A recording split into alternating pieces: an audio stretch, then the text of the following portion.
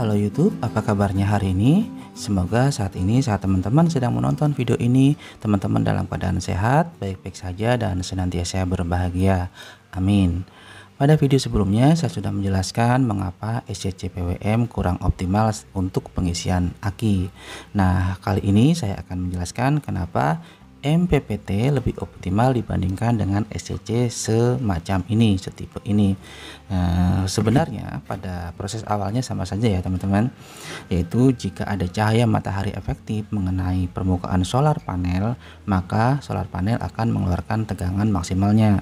Pada contoh ini saya ilustrasikan menggunakan panel surya 20 watt peak, di mana tegangan maksimalnya adalah 18,45 volt dengan arus maksimal adalah 1,08 ampere.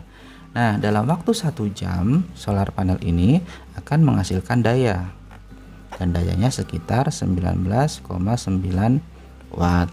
Akan kita isikan ke aki 12 volt, pada contoh ini 12 volt menggunakan SCC. Nah, baik SCC PWM maupun SCC MPPT pada dasarnya sama, yaitu akan memotong tegangannya menjadi tegangan yang lebih mendekati tegangan aki yang kita gunakan, biasanya sedikit di atasnya agar bisa ngecas tapi dalam keadaan yang aman. Anggap saja tegangannya menjadi 14,6 volt dengan arus 1,08 ampere. Nah, dengan keadaan seperti ini pastinya akan ada selisih tegangan antara tegangan panel surya dengan tegangan SCC. Nah, pada contoh ini tegangannya sekitar 3,85 volt. Nah, lalu apa bedanya dengan SCC PWM? Bedanya adalah ketika kita menggunakan SCC PWM, maka selisih tegangan ini yang nilainya 3,85 volt ini tidak dimanfaatkan, dibuang tanpa manfaat apapun.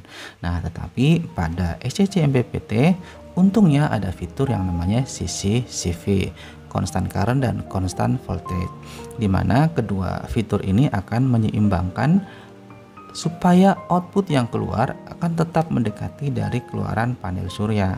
Nah, caranya jika ada salah satu faktor yang menurun, misalnya tegangannya menurun, maka arusnya akan ditingkatkan.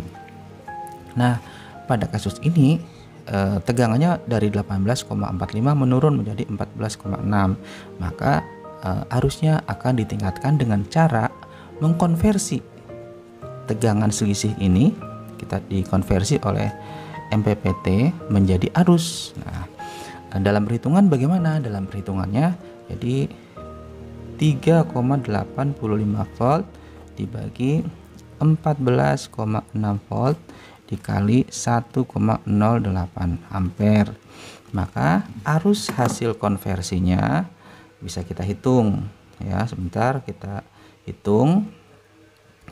3,85 dibagi 14,6 kemudian dikali 1,08, maka hasilnya sama dengan 0,28 ampere. Nah, ini hasilnya teman-teman 0,28 ampere. Sebenarnya merupakan angka yang kecil, tapi tunggu dulu, ketika kita gabungkan dengan pengisian ya menjadi sangat berarti. Ya, pengisian itu berarti 14 ya. 14,6 volt dikali 1,08 ampere. Nah, ini kalikan. Nah, sebelum diisikan, maka hasil konversinya ditambahkan di sini menjadi 0,28 ampere ditambah 1,08 ampere. Hasilnya 0,28 ditambah 1,08. Hasilnya adalah 1,36.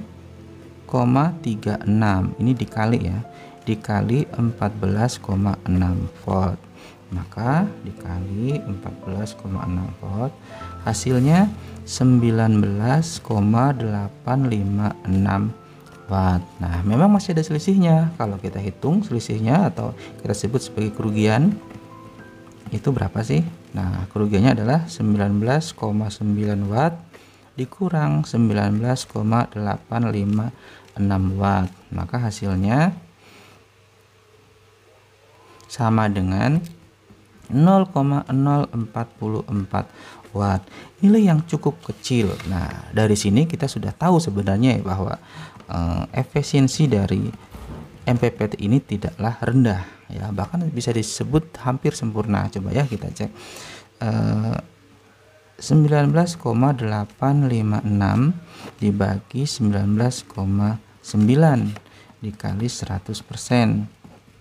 Nah, hasilnya 19,85 dibagi 19,9 hasilnya adalah cukup tinggi ya, 99,77%. Nah, dengan melihat ini saya yakin teman-teman sudah tahu jawabannya ya, kenapa MPPT lebih optimal dalam pengisian dibandingkan SCC PWM. Nah, tentunya teman-teman mungkin ada yang tanya, apakah selalu begini untuk MPPT?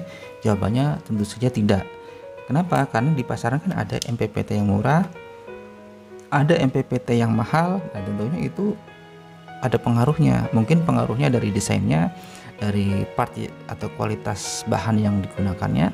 Jadi ketika kita membelinya, kita jangan langsung membeli. Mungkin teman-teman melihat review-review dari teman-teman kita di YouTube atau tanya sama orang yang berpengalaman.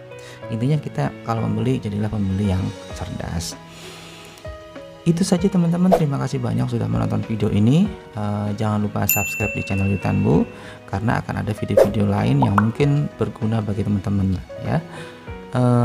Akhirnya saya akhiri, terima kasih, sampai jumpa di video yang akan datang. Bye bye.